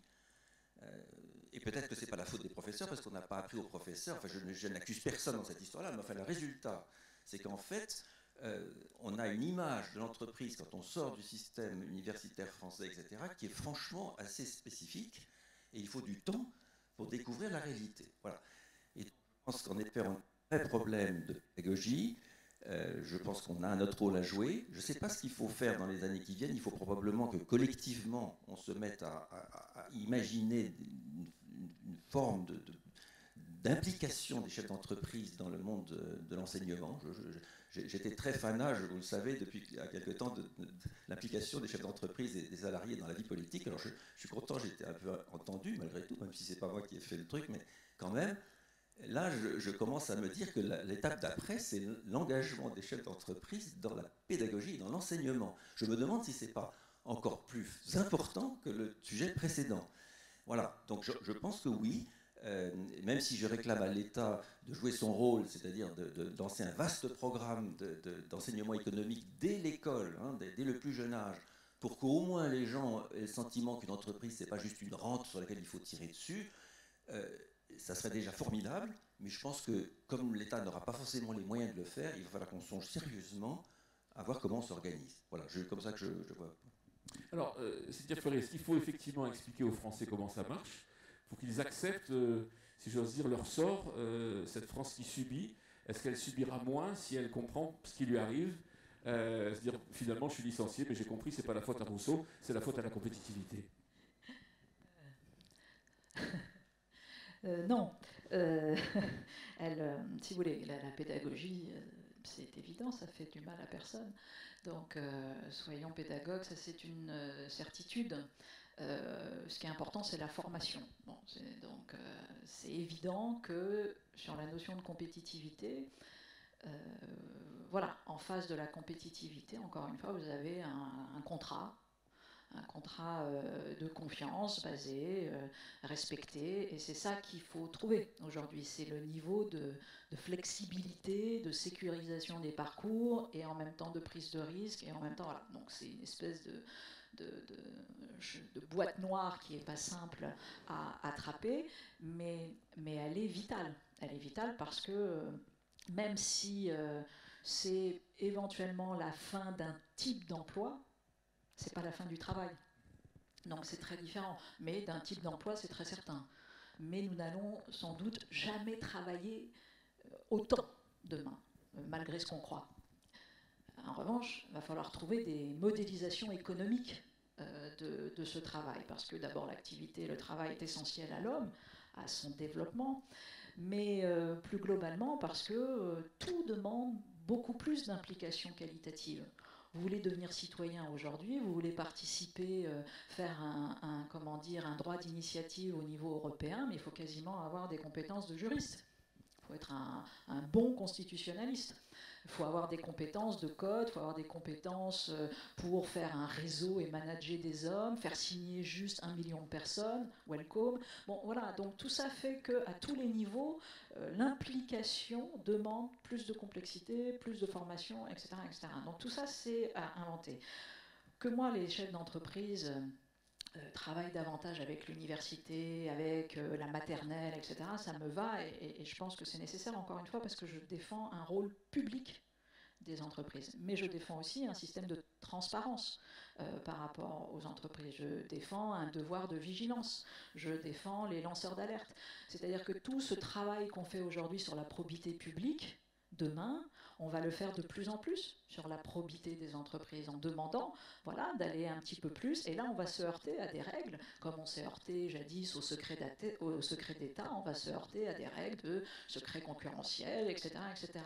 Mais il n'empêche que c'est ça qu'il faut inventer, c'est ce name and shame particulier qui fait que, voilà, d'accord pour la compétitivité, mais encore une fois, avec des critères éthiques qui travaillent à moins de discrimination, parce que, encore une fois, la croissance pour la croissance, personnellement, ça ne me parle absolument pas.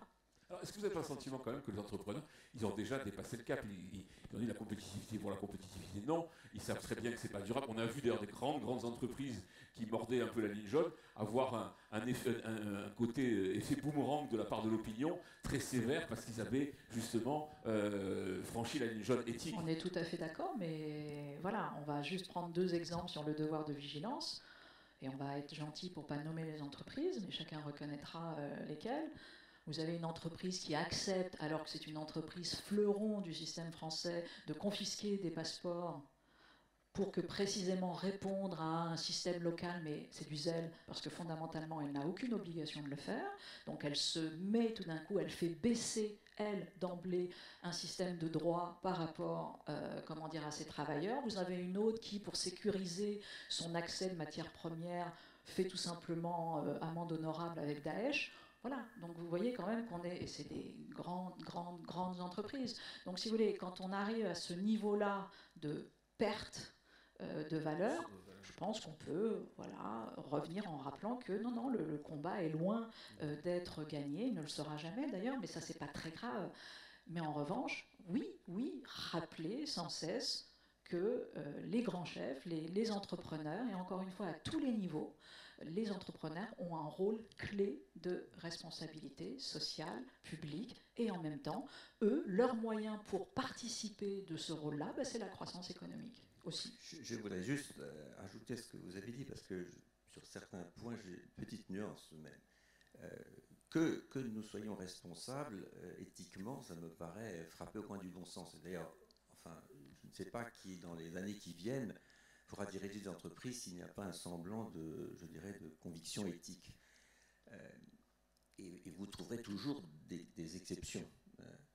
Ce que je conteste un peu, c'est vrai pour la France en particulier, plus qu'ailleurs, je suis frappé, c'est qu'il y a un soupçon en France vis-à-vis des entreprises. C'est-à-dire que c'est nous qui devons systématiquement démontrer notre bonne foi. Et on peut se faire attaquer sur les réseaux Internet dans tous les sens, etc. À la fin, il ne reste plus qu'à l'entreprise et à son chef d'entreprise, en France en particulier, à essayer d'éviter des accusations en se justifiant dans tous les sens. C'est-à-dire, autrement dit, le soupçon pèse d'abord sur le chef d'entreprise. Et aujourd'hui, je trouve qu'en France, on est allé trop loin là-dedans, parce que si on recherche la confiance, c'est pas comme ça qu'on va la trouver. Vous parlez de devoir de transparence. Je ne veux pas être plus d'accord avec vous. Enfin, sur le fond, on a un peu d'éthique dans l'entreprise, on se comporte dans les pays là où on est de la façon la plus exemplaire possible, parce que sinon, à mon avis, on ne peut pas rester longtemps. Mais de là à nous imposer, en France, un reporting, vous comprenez, parce que là, on retombe dans l'excès de la réglementation invraisemblable. Enfin, j'ai pris connaissance quelque temps de tout le reporting que je devais faire personnellement, et environ 400 à 600 personnes de l'entreprise, sur les relations que nous pouvons avoir avec le monde extérieur, et notamment le monde public. Ça, c'est dans le cadre de la loi Sapin 2, j'ai rien contre M. Sapin, que je connais, que je respecte énormément, sauf que cette loi est juste un flot de réglementation invraisemblable dont je ne sais même pas comment on va pouvoir la gérer. J'ai déjeuné à table fort agréablement tout à l'heure, il y avait une députée à ma gauche, un préfet à ma droite, d'autres députés en face de moi et un maire. Logiquement, je devrais rentrer ce soir à Clermont et faire un reporting. Non mais je vous assure, c'est ce qui est dans la loi. Bon, je ferme la parenthèse parce que ce n'est pas le sujet de fond. Mais ce que je voudrais dire, c'est que autant j'ai aucun état d'âme par rapport à ça. Enfin, encore une fois, sinon on n'est pas crédible une seconde par rapport à la transparence, par rapport à l'éthique. Mais qu'on ne nous donne pas immédiatement le soupçon qu'on est en tort et que le méchant, c'est l'entrepreneur et que le gentil, c'est le monde extérieur. Il y a une limite à ça. Voilà. Public d'entrepreneurs. Hein. Est-ce que vous avez le sentiment qu'on est sorti ou pas de ce schéma qui vient de décrire quand même un petit peu M. Sénard et que ressentent quand même la majorité des chefs d'entreprise? On est toujours dans le schéma d'ailleurs qui a laissé des traces dans l'esprit de la loi et de la loi. On ne va pas parler de code du travail, mais côté le patron, le méchant patron exploiteur face aux gentils salariés victimes. Bref, est-ce que la lutte des classes s'est terminée? Alors, c'est vrai que je crois que c'est Balzac qui avait dit cette formule un peu dure, mais derrière chaque grande fortune, il y a un crime. Bon, donc même la littérature s'en mêle, si vous voulez. Donc, de fait, il y a un complexe français par rapport à la question de l'argent. Ça c'est tout à fait culturellement vrai. Dès qu'on voyage, on voit que le rapport, le lien à l'argent, à cette matérialité, est à la fois plus ludique dans certains pays, moins dédramatisé, ou alors carrément, alors là, consacré, et c'est aussi un peu triste, mais c'est vrai que ce rapport de soupçon, d'ambivalence, d'envie, il y a un gros travail analytique sans doute à faire. Ce qui n'est pas vrai chez les anglo-saxons, par exemple. La réussite, c'est plutôt quelque chose qu'on a envie d'imiter et pas de condamner, effectivement, comme en France. Ce qui n'est pas vrai, effectivement. Mais là aussi, c'est un petit peu, ce qu'on dit là est caricatural, parce que c'est toujours compliqué d'aller sur des si grands chiffres, mais force est de reconnaître que régulièrement, etc., il y a un problème. Sur la nouvelle génération, sincèrement, c'est moins présent. Ça évolue considérablement, encore une fois, parce que la nouvelle génération conçoit l'entrepreneuriat précisément comme une indivisibilité des objectifs. En tout cas, une grande partie. Il y aura toujours ceux qui font différemment, mais il y a une lame de fond qui dit, voilà, moi j'ai envie de transformer le monde avec une initiative qui est quelque chose qui est relié à un talent, qui va bouger, etc. Mais j'ai envie d'avoir un impact sur le monde. Et ils ont raison, on transforme plus le monde aujourd'hui avec un iPhone qu'avec, hélas, un livre de philosophie. Donc, de fait, je les dirige vers ce type de manière de faire. Mais, donc ça, on le voit. Donc, il y a un vrai cap. Ensuite, en France, on a une administration qui est aussi pas forcément très sympathique avec ces entreprises. Et il ne faut pas mélanger l'éthique et la réglementation. on meurt d'une bureaucratie délirante et réglementaire folle furieuse. Donc tout ça, on le sait. Mais encore une fois, ce sont des... Voilà, c'est pour ça que la parole des entrepreneurs, elle doit s'organiser pour tout simplement faire évoluer aussi cet état des faits et pour faire en sorte que précisément cette réglementation, parce que moi, des gens qui remplissent très correctement les critères et qui ne sont pas du tout dans les clous de l'éthique, je peux vous en faire une liste aussi tout à fait efficace. Donc, sur cette question de l'huile des classes, est-elle terminée ou non, c'est juste pour boucler la boucle avec ce qu'on disait tout à l'heure. Elle est dans un certain prix, on le sait, on a affaire tous à des interlocuteurs qui ont un certain degré de référence, de doctrine, etc. Et il existe encore aujourd'hui des interlocuteurs qui vivent avec un socle, en effet, qui est vraiment fondé sur la lutte des classes. Mais il me semble que c'est en train tout de même d'évoluer, voilà, pour le moins. Et là où je voulais en venir, c'est que probablement le meilleur moyen d'apaiser tout cela, c'est de revenir au point de cette responsabilisation dont je parlais dans nos entreprises, parce qu'une des dimensions qu'on n'a pas évoquées là, mais à laquelle je tiens beaucoup, c'est qu'en forçant ce principe de responsabilisation, on arrive à obtenir une compréhension sur le terrain de nos entreprises qu'on n'avait jamais avant. Je vise là notamment un certain nombre d'accords sociaux qui ont pu faire un peu de bruit et qui sont innovants, mais qui sont fondamentalement liés à ce qu'on a pu développer le principe de responsabilisation sur le terrain. C'est pour ça d'ailleurs que les lois El Khomri d'abord et les ordonnances actuelles ont du bon. C'est que ça va enfin donner un cadre juridique à un certain nombre de discussions en France qui ont lieu sur le terrain. Et si c'est sur le terrain, c'est parce qu'en fait, on a délégué profondément là où il faut les décisions qui sont à prendre. Et je pense qu'on a résolu à travers ces accords sociaux innovants des questions qu'il y a même 2-3 ans, on n'aurait jamais pu résoudre, à part, je dirais, une fermeture pure et simple de sites industriels, et qu'aujourd'hui, grâce à ça, eh bien, on a un espoir formidable de les voir vivre dans l'avenir. Pourquoi ?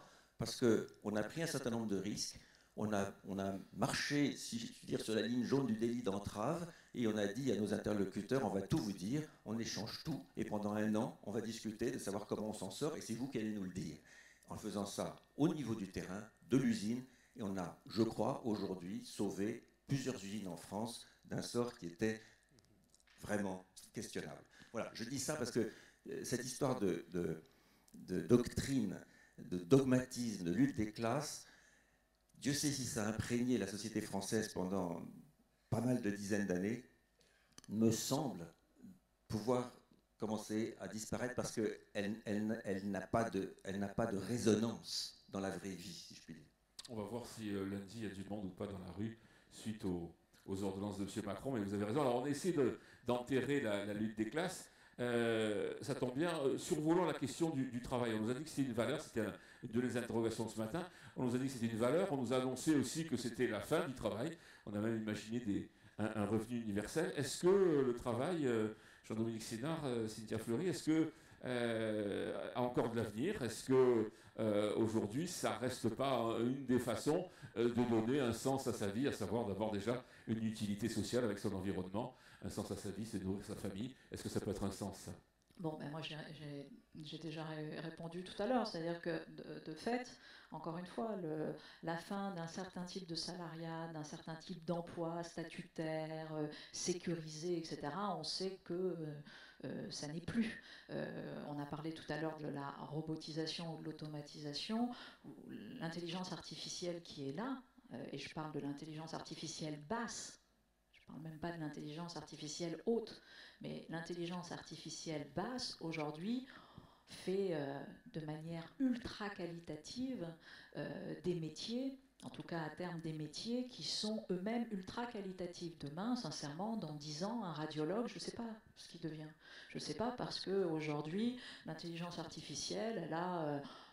des millions de radiologies dans comment dire, son logiciel. Et elle fait non seulement un travail de diagnostic qui est à 99% excellent, mais elle fait un travail prédictif, pronostic, qui est meilleur, en disant dans 10 ans, je vois qu'il y a tel et tel et tel et tel risque, ce que font les très bons radiologues, mais pas nécessairement. Et quand vous voyez en gros l'investissement, qui bien évidemment, ça coûte très très cher l'intelligence artificielle, mais versus 12 ans, 13 ans, 14 ans de formation pour un métier, vous comprenez très bien que voilà, la transformation, le raz-de-marée, il est immense. Quand je vois aujourd'hui que, en tant que prof, le fil d'actualité, le logiciel qu'on est en train de mettre en place dans mon université fournit un cours qui est tout à fait excellent, voilà. Ça ne veut pas dire nécessairement effectivement que je disparais, mais de fait, il y a une transformation énorme de mon rôle. Donc ça, ce sont ce qui est devant nous. Il y a une quantité de travail dissimulé qui se fait, où tous les jours nous faisons un acte par la voie de la robotisation, et donc bien évidemment derrière c'est un métier qui a sauté, etc., etc., etc. Donc cette révolution-là, elle est effectivement tout à fait immense. Et en même temps, pour dire que je ne suis absolument pas technophobe, hein, on parlait tout à l'heure d'empathie artificielle avec le fait de discuter aussi avec un robot.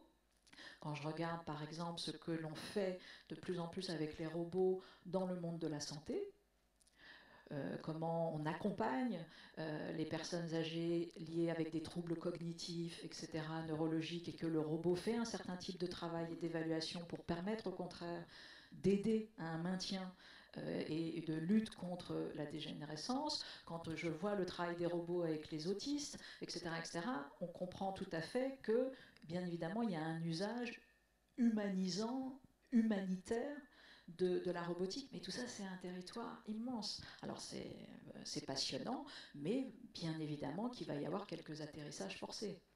Je suis bien à l'aise avec ça. Là, vous avez décrit d'ailleurs la version... et c'est très bien, pas soft, mais enfin rose du sujet. En matière de santé en particulier, il y a des choses en ce moment exceptionnelles qui sont en train de se faire grâce au diagnostic. Oui, ça c'est absolument le traitement de données, juste formidable.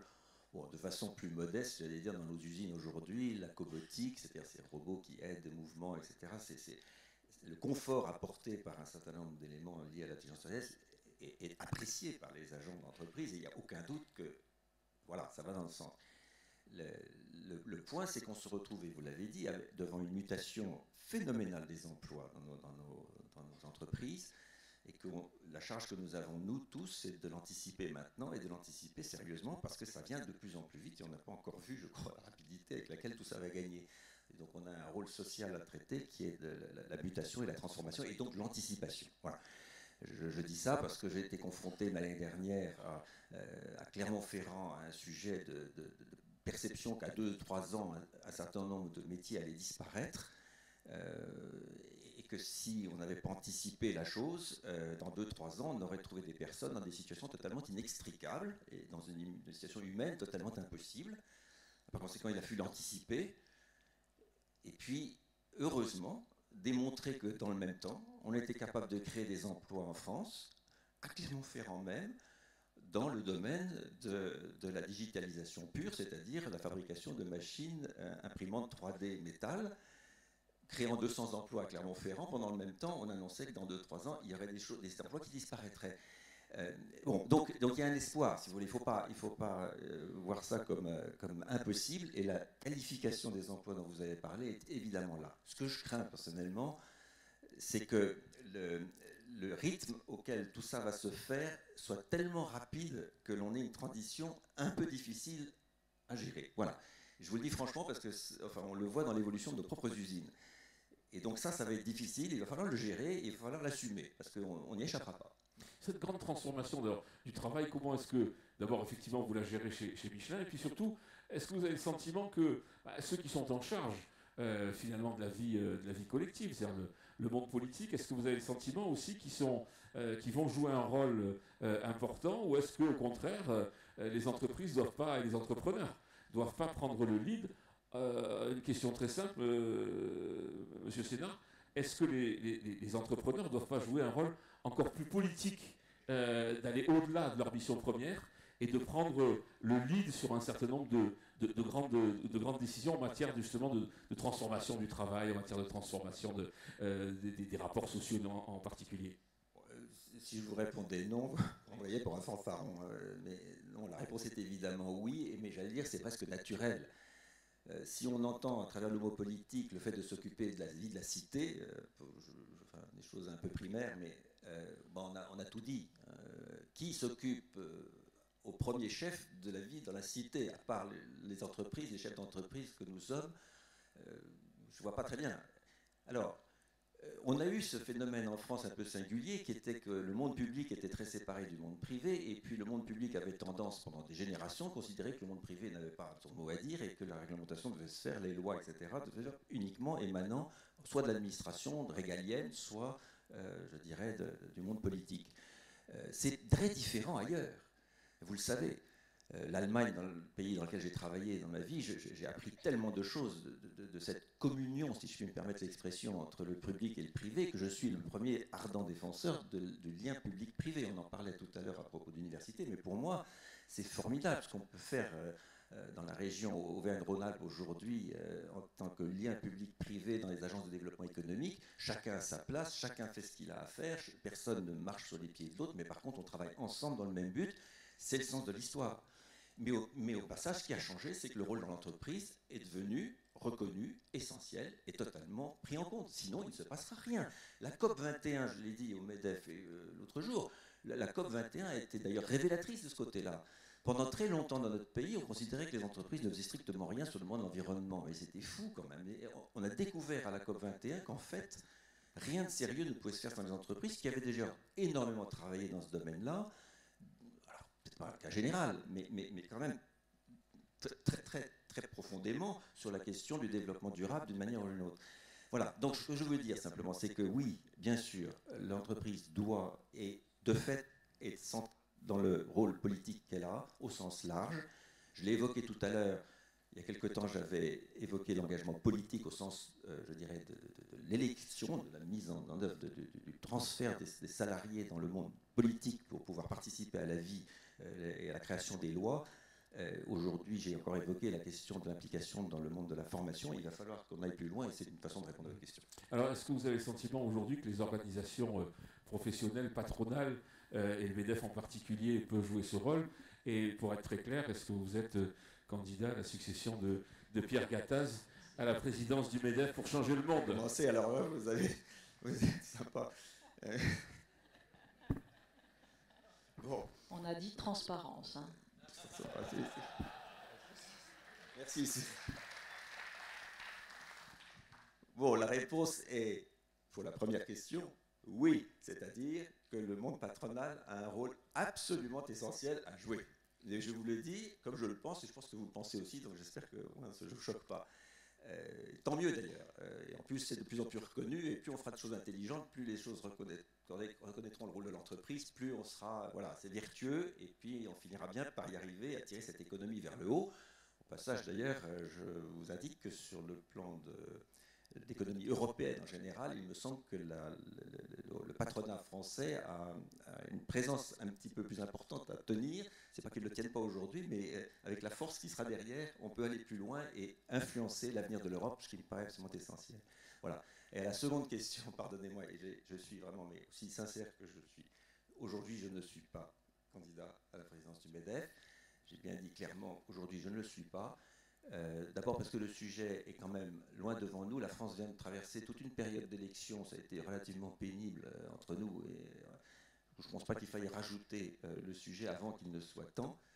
Et puis l'autre chose, c'est qu'il y a aujourd'hui des gens qui sont candidats déclarés dans l'organisation du MEDEF, que je connais, que je respecte, qui sont parfaitement compétents. Et je n'ai aucune espèce de raison de leur contester cette légitimité. Voilà, donc aujourd'hui... Voilà. Merci de la franchise de votre réponse. Pourtant, je crois que le premier des Français, vous avez plutôt nommé comme étant un candidat tout à fait à son goût. Monsieur Macron trouvait que... Voilà, bon. Est-ce que... donc, la suite au prochain numéro. Dans ce que nous a dit M.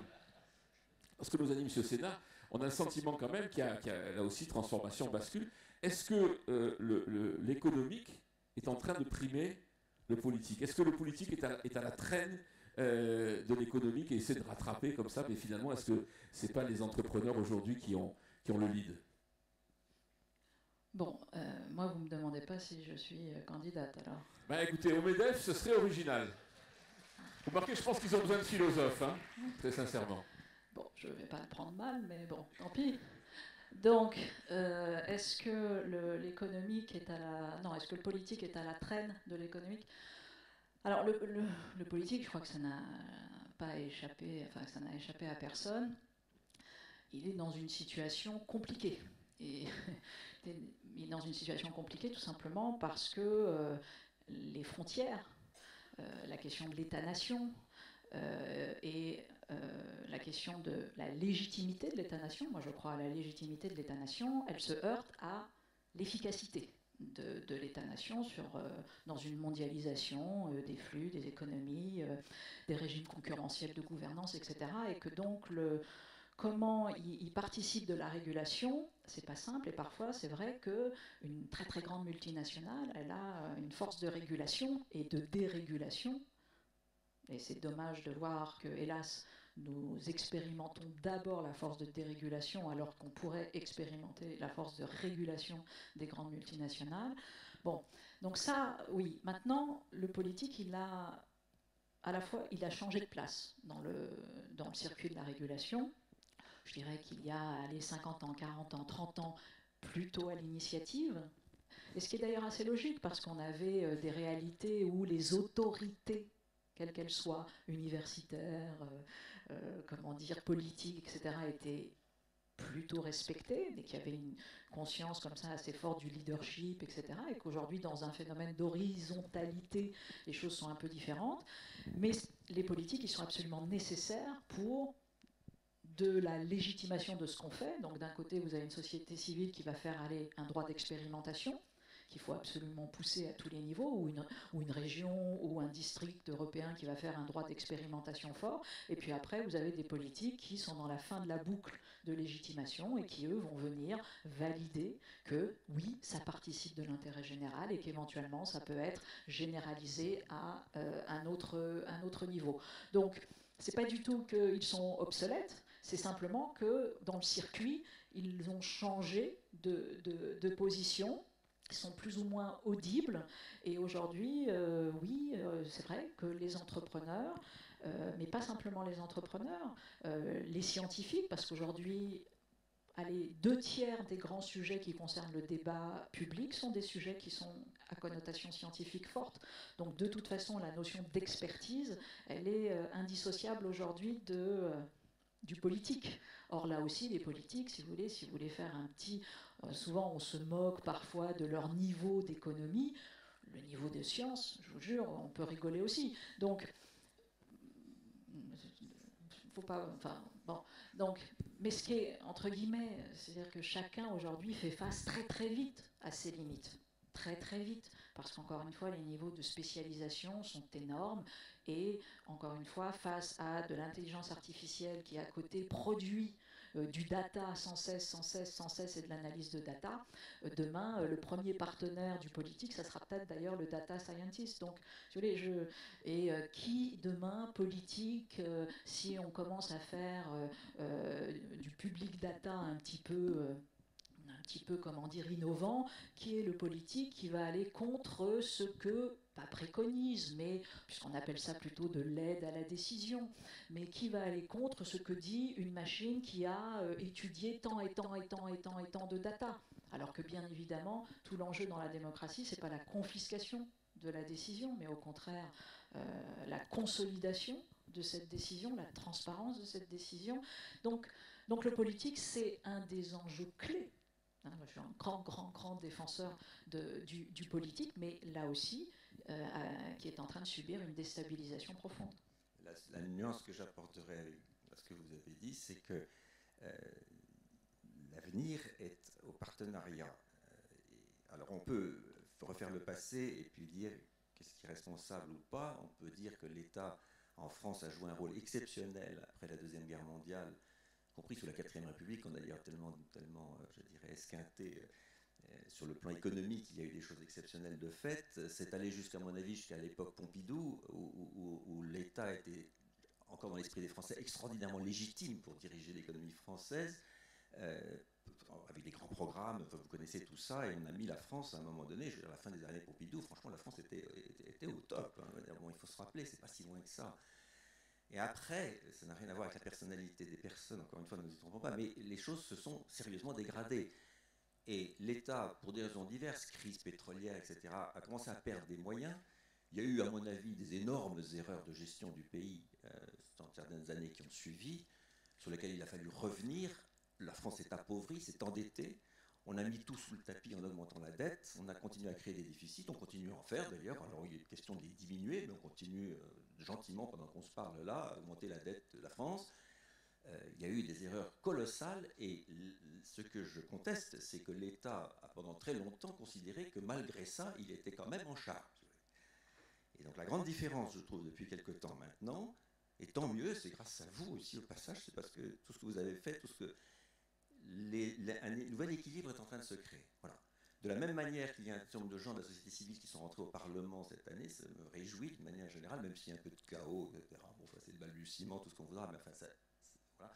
De la même manière, il me semble que dans la suite des événements, c'est à travers les partenariats publics-privés qu'on va s'en sortir. C'est pas pour copier les Allemands, c'est pas pour copier tous les pays qui réussissent en ce moment et dont l'économie est plutôt florissante, et je intègre les États-Unis là-dedans, ça n'a rien à voir avec M. Trump, mais ont totalement fusionné dans l'objectif, à la fois le rôle des pouvoirs publics et le rôle des entreprises. Une entreprise comme Tesla, que je respecte éminemment, puisque c'est un grand client de Michelin, répétez pas trop tout ce que je vais dire là, et vit aujourd'hui, se développe avec des subventions fédérales et régionales considérables. Et alors ça va très loin, parce que non seulement ils sont favorisés au départ par un système fiscal intelligent, des fondations, tout ce que vous voudrez, etc., mais ils sont financés dans leur développement. C'est-à-dire que l'usine de Tesla est quasiment financée par des fonds publics. On ne le sait pas forcément, mais c'est comme ça. Très bien. Donc, je ne veux pas dire qu'il faut faire comme ça tout le temps, mais vous comprenez que la fusion de l'orientation des pouvoirs publics régionaux et nationaux et des entreprises doit se faire maintenant en France. Il me semble qu'on est en train d'y arriver. Voilà. Alors, je suis peut-être trop optimiste, mais si c'est le cas, je pense qu'on va résoudre cette question de savoir qui doit faire quoi. On doit tous jouer notre rôle, mais chacun sa place. Merci beaucoup. Allez, dernière salve de questions, dernier thème. C'est les générations futures. C'était l'atelier qu'on avait ce matin sur que faut-il dire à nos enfants. Cynthia Fleury, est-ce que nos générations sont si fières de ce qu'on transmet aujourd'hui, du monde que l'on transmet à ces générations futures? Est-ce que, quand on leur parle beaucoup de valeurs, etc., finalement, est-ce que la démonstration n'est pas faite? On parlait de réchauffement climatique tout à l'heure, on parlait d'un certain nombre de choses.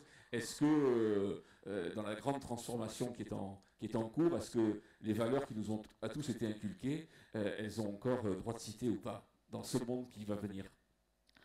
Je pense que la question de la transmission, c'est une question majeure, bien sûr.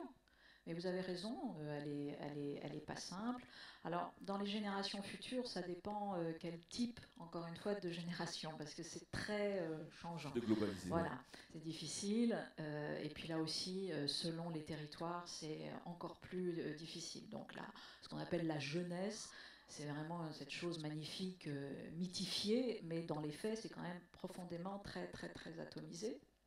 Alors chez moi, mes étudiants, prenons les étudiants, c'est un mélange savant des deux, c'est-à-dire à la fois une conscience profonde qu'ils peuvent faire quelque chose, donc une envie de faire ça. Après, c'est toujours ce hiatus entre l'idéal du moi, hein, l'ambition, et puis la réalité des moyens.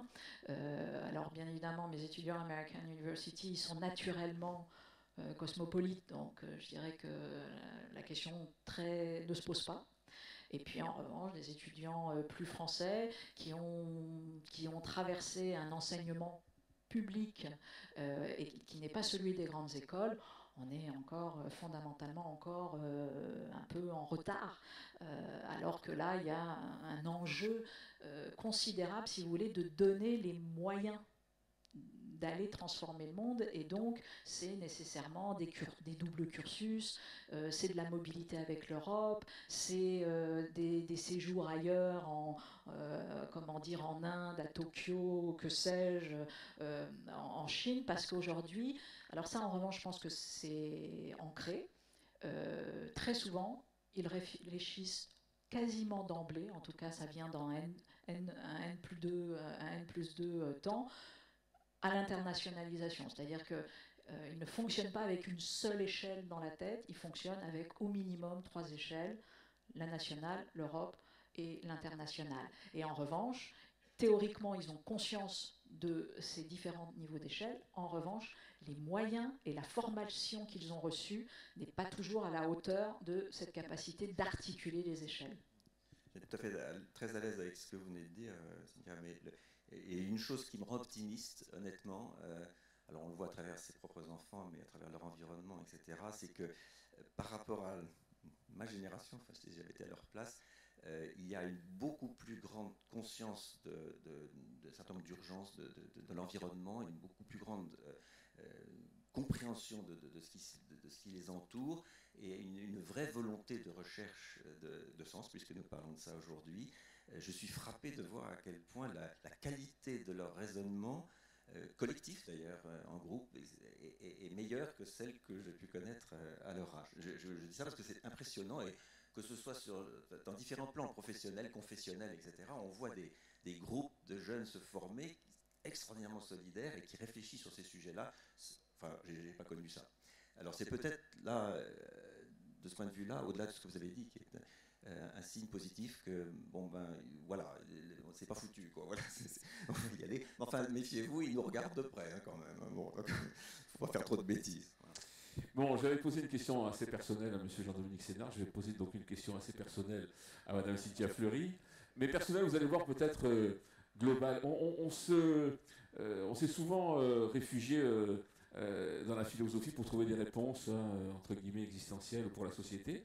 Est-ce que vous avez le sentiment aujourd'hui que la pensée philosophique, elle se renouvelle, ou est-ce qu'au contraire, on va toujours trouver les sources et les réponses dans les grands auteurs, dans les grands penseurs? Est-ce que aujourd'hui, parce que je sais que vous êtes cofondatrice de la Société des femmes philosophes à l'UNESCO, est-ce qu'il y a un renouveau réel de la pensée philosophique ou pas? Alors oui, il y a bien évidemment il y a un renouveau, et en même temps, c'est la vérité des sciences humaines et sociales, et plus spécifiquement, c'est vrai, de la philosophie ou de la psychanalyse. Vous avez cette phrase magnifique de Jung qui dit « Nous sommes d'un âge immense », sous-entendu tout ce qui nous précède, nous construit, et tout ce que nous imaginons, le désir de futur, comme ça vient bien évidemment de nous transfigurer.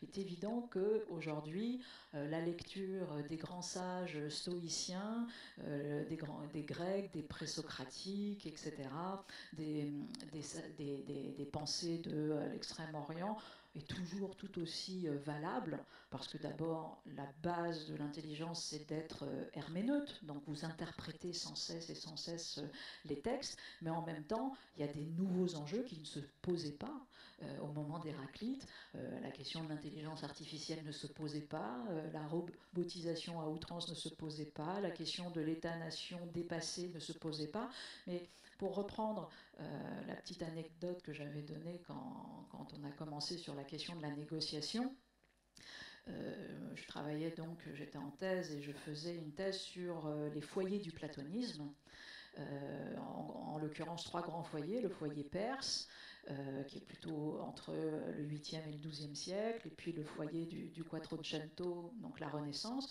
et puis le foyer de Cambridge. Bon, et ces 3 foyers renvoient quand même à des schémas de la Renaissance. Bon.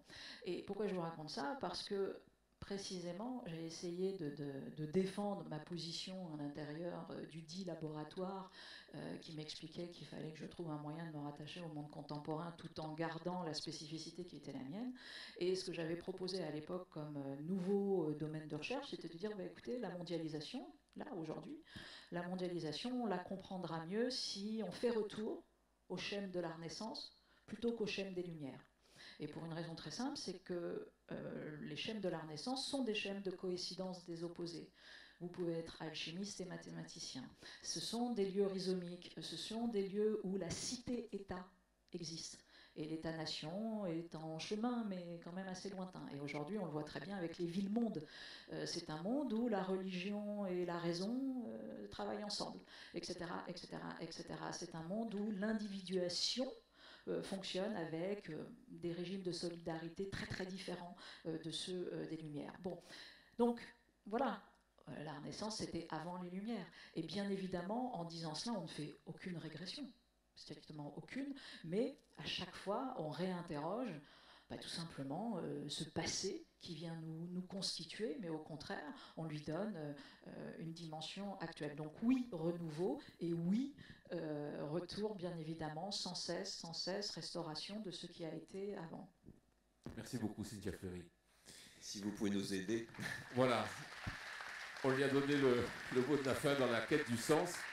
Merci beaucoup à tous. Ainsi s'achève cette 17e édition. On vous propose tout de suite le prochain grand rendez-vous que va vous proposer l'UPE13. Il va s'afficher, je pense, dans quelques instants. C'est la seconde édition du Health Future Show. Tout à l'heure, Jean-Dominique Sénard nous parlait de la médecine et de la santé. C'est la rencontre entre l'intelligence artificielle et la santé et la médecine. C'est certainement le grand Big Bang qui s'impose à nous. Merci beaucoup et à très bientôt.